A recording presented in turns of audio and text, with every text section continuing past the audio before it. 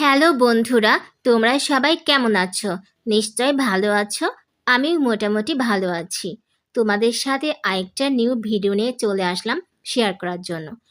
রাজশাহী বিশ্ববিদ্যালয় মেয়েদের হলের সামনে ছোট একটা বাজার আছে, যেই বাজারে টুকটাক সব কিছু ভালোই পাওয়া যায়। তো আমার অনেকবার যাওয়া হয়েছে, কিন্তু সেভাবে ভিডিও করা হয় না, কারণ রাজশাহী বিশ্ববিদ্যালয়ের এরিয়াটা অনেক বড়, তো ঘুরতে ঘুরতে সময় শেষ হয়ে যায়। তো ভিডিও করার মন মানসিকতাও থাকে না, করা হয় না। তো মাঝে মাঝে যাই, একটু একটু ভিডিও ক্লিপ নেই আর সেটা তোমাদের সাথে শেয়ার করি। সেরকমই আরেকদিন চলে গিয়েছিলাম রাজশাহী বিশ্ববিদ্যালয় ক্যাম্পাসে ঘুরতে।